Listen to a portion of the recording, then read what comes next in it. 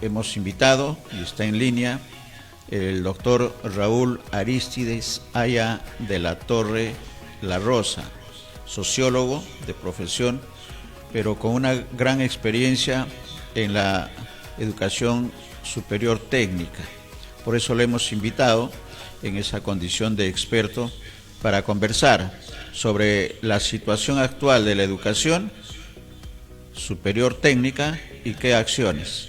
Después de mucho tiempo lo tenemos como comunicador la posibilidad de conversar y de entrevistar a un experto en el tema educativo, el doctor Raúl Arístides Aya de la Torre La Rosa. Bienvenido, Raúl, abriendo puertas. Muchas gracias Néstor, gracias por la invitación. ¿Cuál es el diagnóstico? ¿Cuál es el diagnóstico con toda esta experiencia de varios lustros, Raúl, en el tema de la educación superior tecnológica? ¿Cuál es la situación de esta área tan importante en nuestro país? Bueno, la situación es un poco muy insuficiente. Es una situación, se diría, hasta lamentable, porque los problemas que veía, yo estoy muchos años en este tema, los problemas que veíamos hace 30 años, hace 25 años, se siguen reproduciendo como si el tiempo no pasara. Y ahí el problema es que hay muy poco interés, y hay que decirlo así. Acá habría mucho que decir y hay que tratar de ser sintético, porque podríamos hablar demasiado rato sobre este tema desde los distintos enfoques problemáticos que presenta, pero bueno, hay que ajustarse al tiempo y hacer un resumen y guardarse las ganas de hablar más del tema para otros espacios de mayor posibilidad de conversar. En todo caso, yo diría que esto sea un primer inicio, un aguijón para que se pueda conversar. Entonces acá quizá lo primero que cabe decir es: oiga, ¿y usted por qué le da importancia a ese tema, ¿no? Que a casi nadie le interesa? Entonces hay que decir lo siguiente: la educación técnica, especialmente la educación superior técnica, es una de las principales o de las más fuertes palancas que puede tener el Estado para impulsar el desarrollo en concreto. Porque usted me habla, bueno, desarrollemos la minería, ya, entonces vienen millones de dólares para invertir en minería y aplaudimos, sí, muy bien. ¿Y acaso es todo? No, señor. Y la parte de conocimientos, la parte técnica, la parte de procedimientos para poder explotar, ¿quién lo da? ¿De dónde sale? De la formación técnica. De ahí la importancia. Sin formación técnica, permítame exagerar un poquito porque es casi cierto en su totalidad, la educación técnica nos da las herramientas, y sin ella, vuelvo a repetir, sin esas herramientas para impulsar el desarrollo de la minería, que estoy dándolo como ejemplo, como muchos otros sectores, no podríamos avanzar hacia un desarrollo de los sectores productivos. Eso que quede claro, ¿no? Una cosa es la formación teórica que se suele dar, la formación que uno puede recibir en una universidad, pero los institutos tecnológicos tienen un privilegio, una especificidad, dan la especialidad en el campo pragmático, en el campo del quehacer, define los protocolos, el cómo se hace, porque no basta decir, incluso tener plata y poder invertir y decir yo tengo tantos dólares, tantos millones y puedo invertir. Entonces hay que preguntarle, bueno, ¿en qué me invertir? ¿Cómo va a ser para invertir ese dinero? ¿Qué cosa va a comprar? Y ahí uno descubre que hay un montón de cuestiones pendientes por hacer, ¿no? Entonces, vuelvo a repetir, hay que entender que la educación técnica es fundamental para impulsar el desarrollo del país. Sin educación técnica no hay desarrollo pleno, no hay garantía de desarrollo, porque se mantiene el desconocimiento de qué hacer.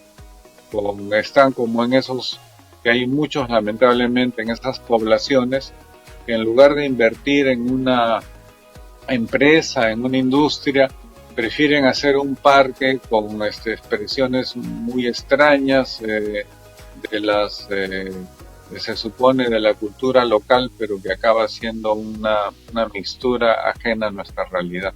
Bueno, eso es lo que podría decir como introducción, y para resumir, vuelvo a repetir, creemos que la educación técnica no está en condiciones de lo que debería ser, de ser un impulsor del desarrollo. La educación técnica tiene entonces que revalorarse, tiene que apoyarse más intensamente para así poder servir al desarrollo nacional. Correcto, correcto. La primera apreciación. Vamos a tener más de una entrevista con toda seguridad, Raúl, por la importancia del tema, que no está en la agenda de los medios de comunicación, y nosotros en BIS le damos mucha importancia. Un primer diagnóstico con varios escenarios. ¿Cuál es la visión que tiene el sector público, el Ministerio de Educación, las instituciones que tienen que ver con el Consejo Nacional de Educación y otras instituciones con respecto a la educación superior tecnológica? Hay un avance de los últimos 30 años, que es el tiempo que más o menos también tenemos de conocimiento de la experiencia suya, Raúl. ¿Cuál es la situación y la visión que tienen en este momento de la educación pública técnica superior, las instituciones que tienen que ver del gobierno nacional y los gobiernos regionales? Bueno, como decía, la educación técnica puede definir su visión como la institución fundamental que aporta desde una visión pragmática al desarrollo nacional en los aspectos básicamente técnicos y tecnológicos, ¿no? Tan así que sin ese apoyo, sin esa fortaleza que hay que desarrollar, difícilmente se puede seguir adelante y hacer trocha, abrir camino, ¿no? Ese es un asunto que lamentablemente afronta muchas dificultades, ¿no? Por ejemplo, como no interesa el tema, no hay estudios serios sobre oferta y demanda, ¿no? Que la oferta educativa responda a lo que demanda la realidad. Y no es así, muchas veces se responde a otro tipo de intereses, muchas veces intereses particulares. Un caso discutible es el de la enfermería, por ejemplo. Se le privilegia y tiene una gran matrícula entre los estudiantes, una gran demanda, porque se considera que hay empleo asegurado, pero no es así. Inclusive, antes que pensar en empleo asegurado, hay que pensar en que más bien lo que se asegura es la contribución al país. En este caso no es así, porque si bien hay un buen contingente de enfermeras empleadas, hay mucho desempleo. Hay mucho desempleo porque hay ignorancia, hay desconocimiento sobre cómo se relaciona oferta y demanda. ¿Qué quiere decir eso? Por oferta entendemos la cantidad, el volumen de estudiantes que siguen la carrera, que muchas veces desborda y es mucho más de lo que el país requiere de enfermeras. ¿Cómo se llama ese requerimiento de enfermeras? Se llama demanda. Podemos entonces, para hacerlo muy sencillo, sin que sea nada que ver con los datos reales, pero sí nos permite un acercamiento. Por ejemplo, podemos tener una oferta de 15. ¿Qué quiere decir 15? Que el país está formando solo 15 enfermeras al semestre, ¿no? Digo, como dije al principio, podría indudablemente ser una cifra mayor, pero para decir algo. Entonces, mientras que la oferta me capacita 15 enfermeras al semestre, podría decir, ¿qué hay por el lado de la oferta? Tenemos que nos están formando 50 o 100 enfermeras, y eso es un crimen, y es un crimen para la propia juventud, porque entonces cabe decir, pero si solamente necesitamos 15, ¿para qué formar 50? Porque eso es lo que conviene a los intereses privados de que muchas veces, y empresariales antes que educativas, que muchas veces uno observa en el medio ambiente. Antes que pensar en el interés nacional, se piensa en el interés personal, y muchas veces esa oferta está dirigida, está orientada por los intereses privados de quienes quieren lucrar antes que beneficiar a la población. Y esto hace pues que haya en muchas carreras ese tipo de problemas, ese desfase entre oferta y demanda. Ese problema no se ha solucionado en 30 años y se ha hecho muy poco por solucionarlo. Entonces, eso es lo increíble, eso es lo que habla del nivel de desacuerdo de oferta y demanda, y que por lo tanto eso debería revertirse, ¿no? Porque así no se avanza, se retrocede inclusive, ¿no? Porque se hace perder el tiempo a los jóvenes, se les hace que inviertan dinero y que inviertan tiempo para que va a ser desperdiciado, ¿no? Entonces, bueno, esa es otra de las razones que llevan a pensar que la educación técnica está muy abandonada. Realmente esa es la palabra que hay que usar, muy abandonada, porque no se ha buscado el privilegiar el interés de los jóvenes, sino se ha buscado privilegiar el interés empresarial privado de quienes han querido y quieren lucrar con la educación técnica. Uh-huh. Y antes de ingresar, Raúl, a las soluciones, a las recomendaciones, ¿cuál es el comentario del especialista con respecto a la atención que dan los jóvenes, que es la razón de ser de la educación superior tecnológica en nuestro país? ¿Hay interés de los jóvenes? ¿Qué es lo que está faltando? ¿Cuál es la realidad? Porque entendemos en el caso de Lima que algunos institutos superiores tecnológicos, el número de postulantes es menor en muchos casos a la demanda, al número de vacantes que tienen los institutos superiores. Eso indica toda una realidad. ¿Cuál es la situación? ¿Los jóvenes están suficientemente motivados? ¿Cuál es la situación en estos tiempos? Bueno, felizmente uno sí puede encontrar motivación, ¿no? En una proporción muy grande, el joven estudia lo que quiere, porque le gusta, ¿no? Y eso es una cosa interesante. Sí. Usualmente encontramos que, por ejemplo, el contingente de jóvenes que quieren estudiar abogacía, lo hacen pensando en que la abogacía les va a dar dinero, ¿no?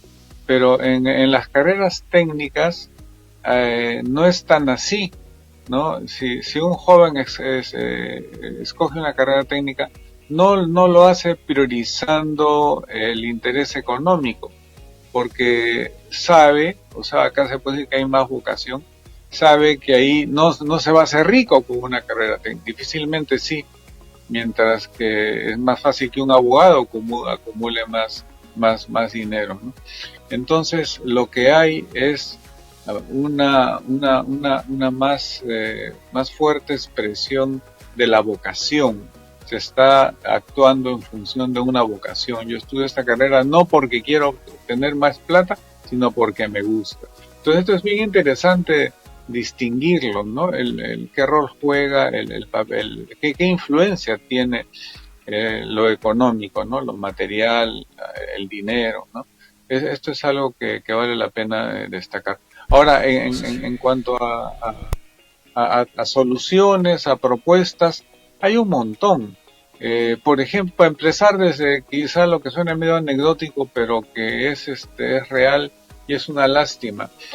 En 30 años, entre las cosas que se siguen viendo en 30 años, yo traigo esto lo digo entre paréntesis, traigo a un directivo del ministerio, de un instituto tecnológico, que trabaja en eso desde 30 años, y le digo que me exponga el diagnóstico de la educación técnica en el Perú, y me va a decir lo mismo que yo podría decir ahorita, casi lo mismo, así en un 90% sería lo mismo, se repite. Entonces, ¿esto qué significa? Que tenemos que actualizar diagnósticos. Esto es fundamental. Tenemos que actualizar el análisis de la problemática y por lo tanto de las propuestas de solución. Por ejemplo, no se ha hecho como es debido, a pesar de la importancia que tiene, estudios sobre este tema que hemos mencionado de oferta y demanda. Simplemente no se han hecho, se hace muy poco, se hacen muestras, no se quiere invertir mucha plata seguramente. Muestras, quiero decir, muestreo estadístico, ¿no? Si hay 100 alumnos en una localidad, se entrevistan a 20 está bien, para ver cuántos tienen empleo, ¿no? Entonces, ese es un tema que lleva a otra cosa. Tenemos muy mala relación dentro de las instituciones del mismo gobierno que se ocupan del tema en la educación técnica. Y eso hay en muchos sitios, porque hay competencia, porque hay celos. En este caso concreto, hay una permanente pugna entre el Ministerio de Educación y el Ministerio de Trabajo por ver quién hace mejor las cosas. En este caso, por ejemplo, quién hace mejor el diagnóstico. Y esos pleitos llegan a hacer, lamentablemente, que los esfuerzos sean un poco infructuosos, los esfuerzos por ofrecer una mejora de la educación técnica.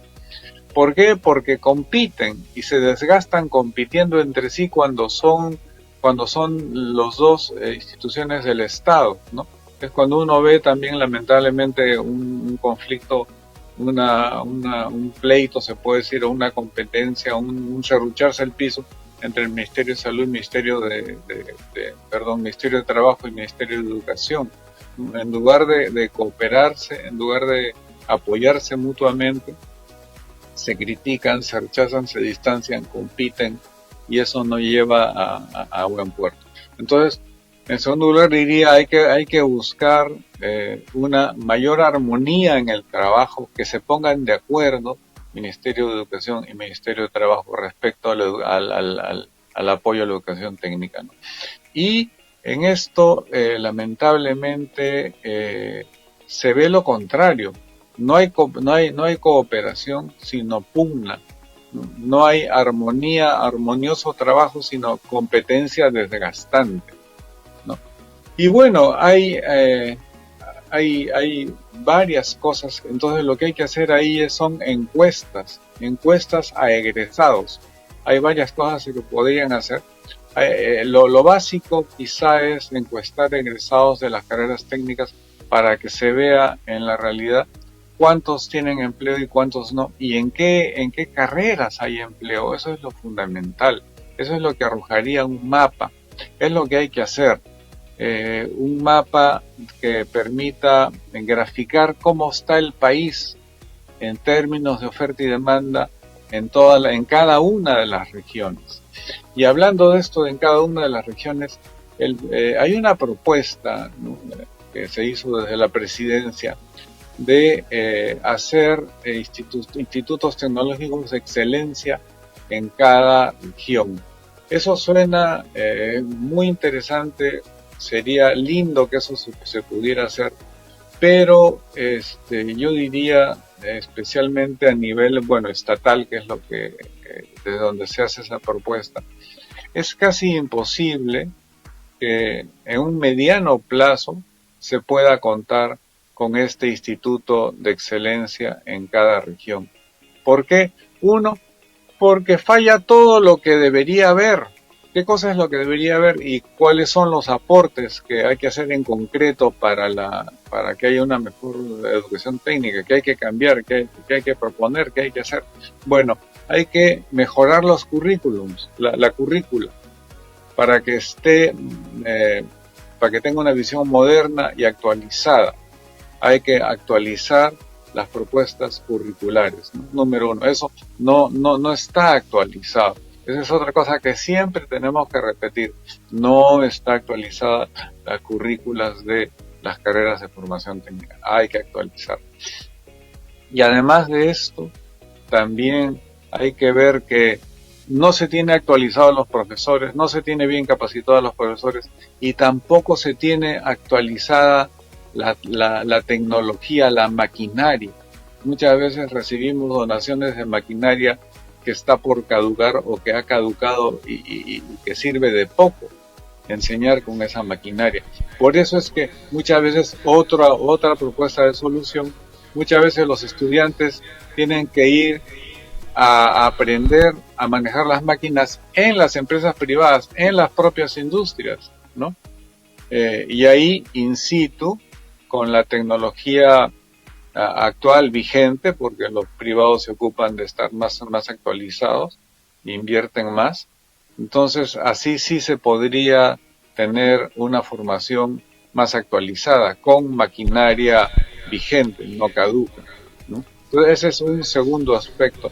Y un tercer aspecto que hay que impulsar, además de tener profesores formados, maquinaria actualizada, es tener también actualizado todas las novedades. Nosotros tenemos un lamentable esquema donde la tecnología llega, pero llega tarde, llega cuando ya no es novedad, ¿no? Llega cuando por fin, después de mucho esfuerzo, los profesores aprendieron a usar tal o cual máquina, y cuando ya está viniendo la siguiente generación, ¿no?, de instrumentación, pues uno está recién aprendiendo la previa, la anterior, ¿no? Entonces, esa es otra cosa importante, ¿no?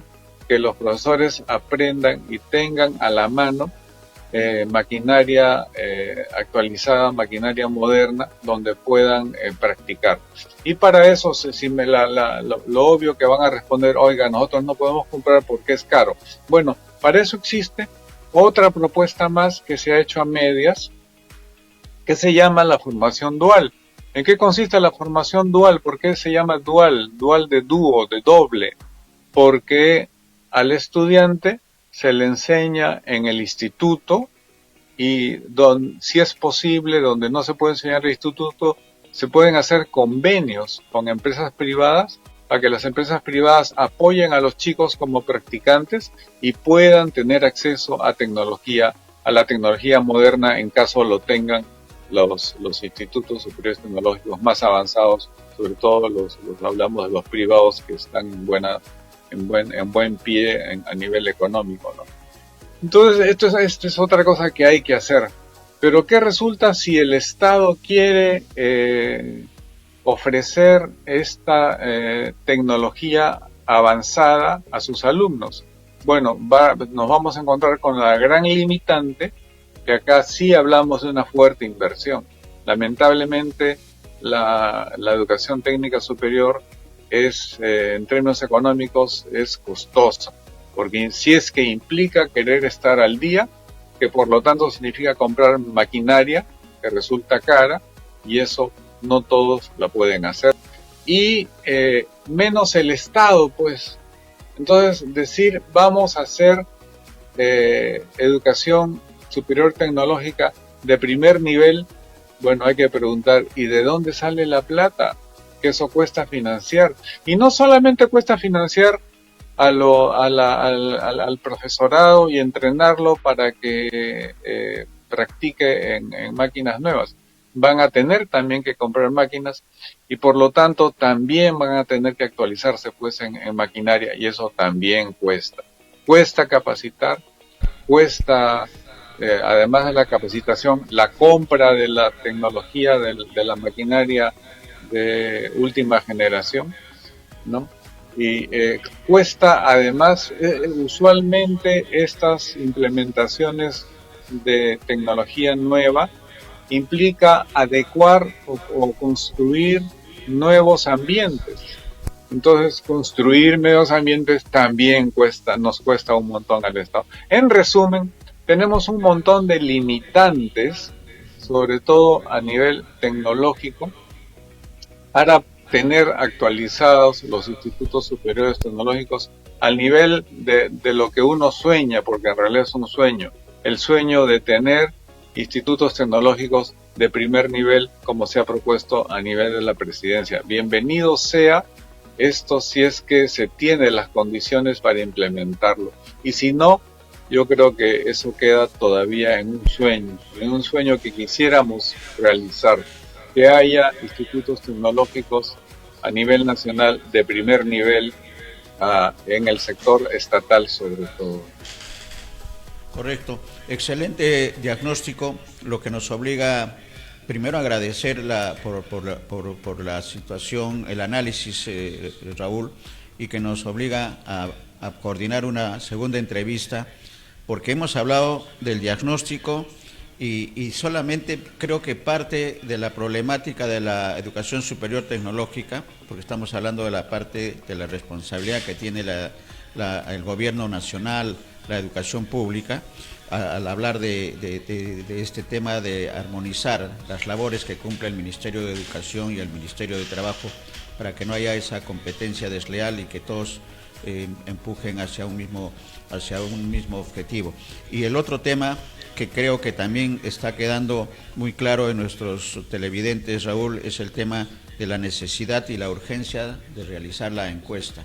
Esa encuesta que permita conocer la situación de la educación superior tecnológica en todo el país, porque son diferentes escenarios y diferentes necesidades las que tienen los jóvenes en el tema de la educación superior tecnológica, que permita ese mapa que bien lo precisas de oferta y demanda.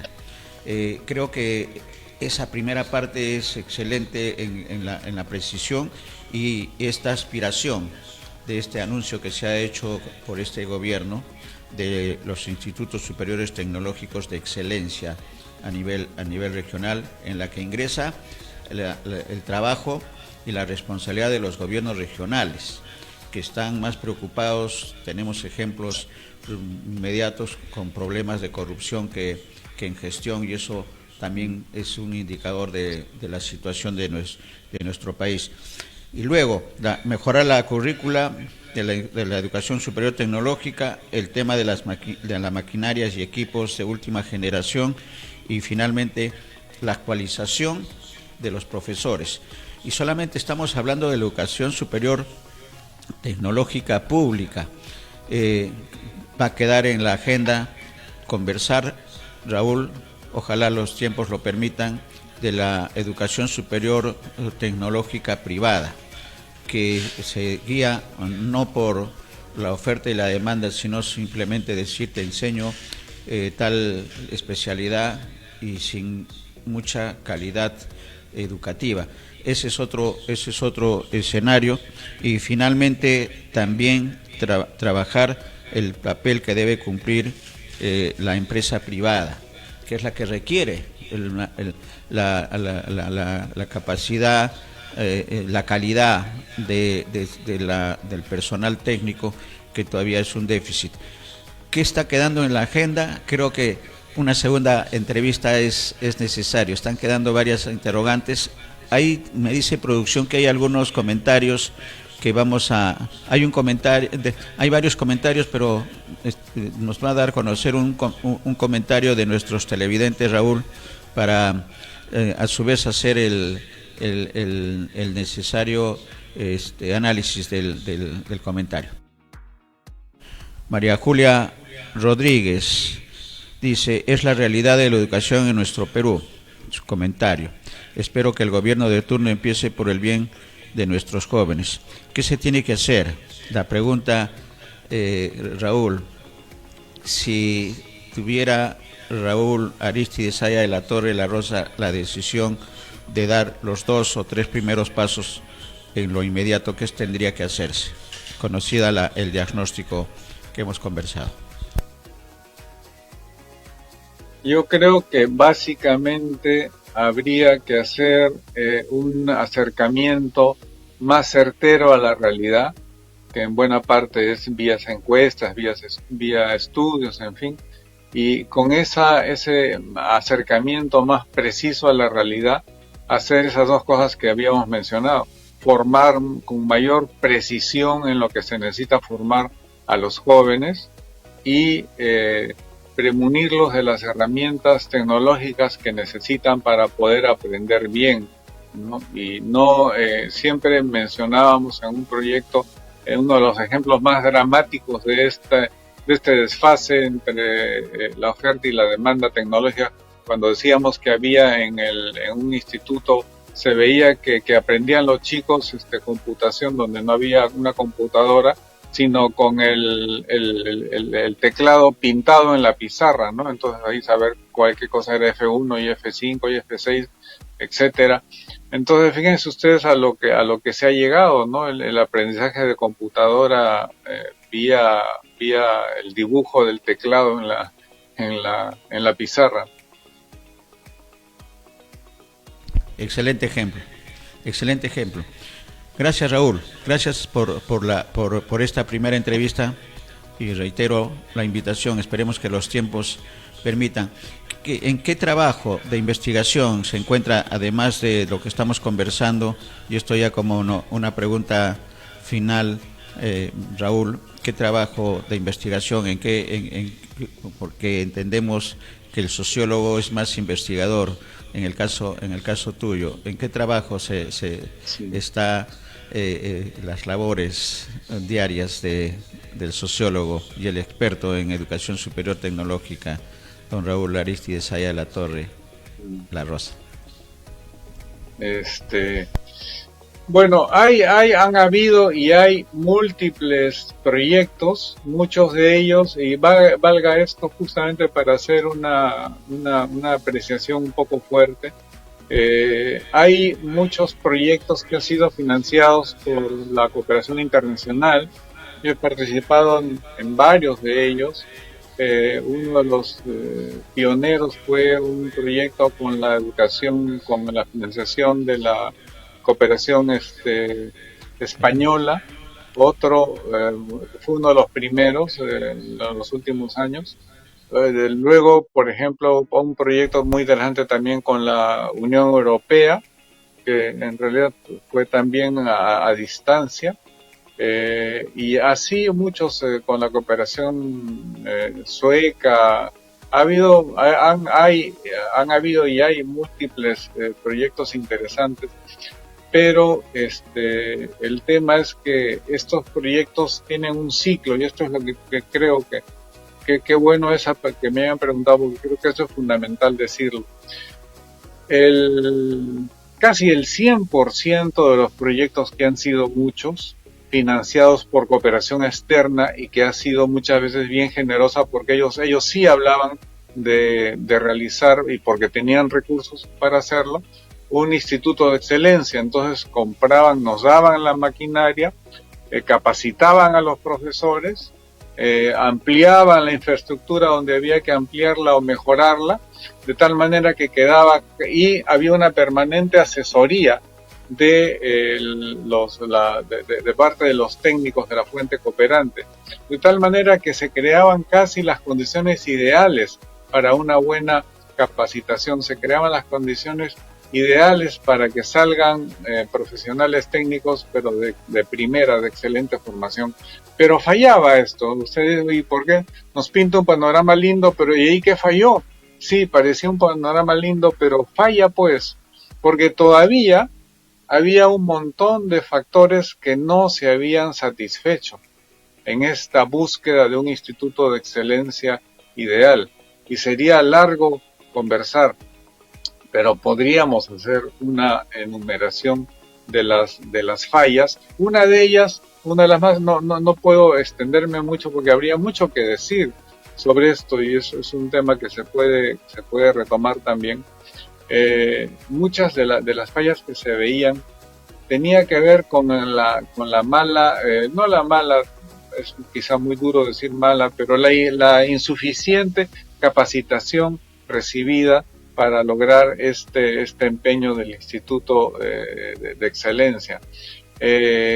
Si no hay una buena capacitación, no puede haber un buen profesional en educación técnica.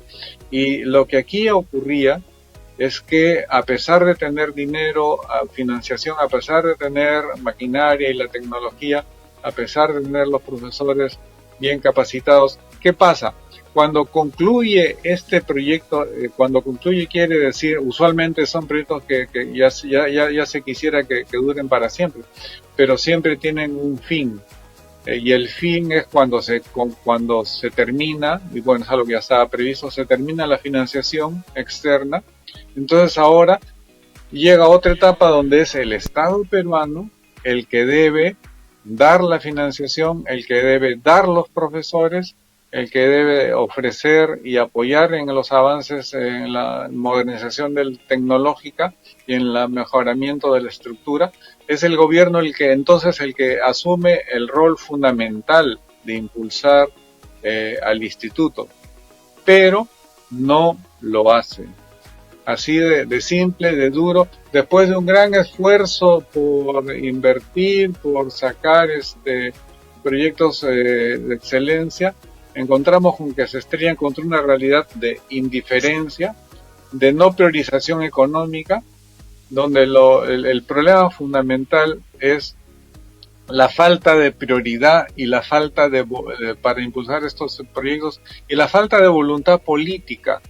Terrible que sea así, pero es así, la falta de voluntad política para alentar estos institutos de excelencia.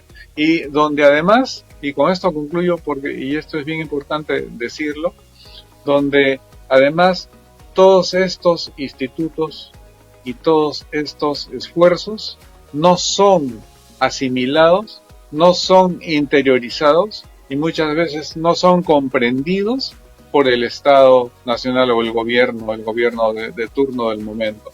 Entonces, si no se entienden bien el diseño, eso ocurrió con el tema de competencias, por ejemplo, que resultaba un concepto muy complejo, pero que después se ha asumido y que ha costado mucho trabajo y se sigue esforzando para asumirse bien, donde hay, a pesar de estos esfuerzos, pues, la poca capacidad para interiorizar, para rumiar y poder digerir estas nuevas propuestas, que muchas veces los mismos profesores decían, oiga, esto no lo entiendo.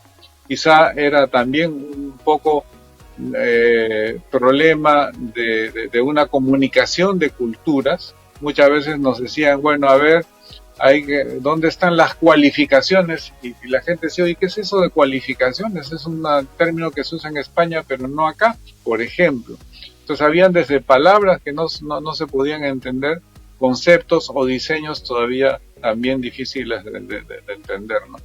Entonces este es uno de los problemas que nos dificulta el avance, que el profesorado y las autoridades inclusive, y creo que más las autoridades que los funcionarios, las autoridades no han estado preparadas para una adecuada asimilación o para asimilar adecuadamente los proyectos de cooperación técnica que ellos heredaban ya por lógica, por acuerdo, por convenio. Concluida la cooperación externa, concluido el apoyo, todo funcionaba lindo, mientras que había un técnico extranjero, mientras que había la plata que venía del extranjero, todo funcionaba lindo. Pero cuando se va la plata, cuando la maquinaria envejece y no la pueden reemplazar, etcétera, entonces ahí viene el problema, ¿no? El problema básicamente de no haber tenido suficiente apoyo, impulso, orientación, asesoría para que estos proyectos continúen desde las manos del Estado. Exactamente. Un excelente profesor decía, miren ustedes esta frase, con esto termino porque es una frase lapidaria, terrible. Un ilustre profesor universitario decía, el Ministerio de Educación es el cementerio de los proyectos de educación técnica, porque pasan al ministerio y ahí mueren. Sí, es una realidad y creo que queda como tarea la sensibilización a los decisores políticos, ¿no? Porque las decisiones, quienes tienen que tomar la decisión política no están sensibilizados y de alguna manera esta entrevista, Raúl, va a permitir abrir los ojos también a quienes tienen el poder de decisión y que tienen que apoyar lo que significa la educación superior tecnológica de nuestro país. Está quedando en agenda varios temas y me parece muy pertinente hablar de ese círculo virtuoso. El Estado, con todas las tareas y responsabilidades que tiene a través de los representantes elegidos, de la empresa privada y de la cooperación internacional, pero que viene con acciones colaterales como la tecnificación, la calificación y la capacitación para los profesores y que haya continuidad en el tiempo. Hay mucho por conversar todavía. Gracias Raúl por esta primera entrevista. Ojalá que el tiempo permita conversar nuevamente en los próximos días para tener un diagnóstico también, creo, ya individual de los institutos superiores tecnológicos de la educación pública y también, ¿por qué no?, de la educación privada. Pero en la educación pública tenemos conocimiento periodístico de que hay institutos superiores tecnológicos con mucho nivel y teniendo como horizonte, Raúl, este Instituto Superior de Excelencia, que es un anuncio del gobierno, pero que no solamente debe quedar en anuncios, sino en acciones con esta experiencia de la cooperación internacional que se ha referido. Gracias, Raúl. Gracias por esta primera oportunidad y felicitaciones por este conocimiento de una acción educativa que tiene que ver mucho con el progreso y la modernidad de nuestro país.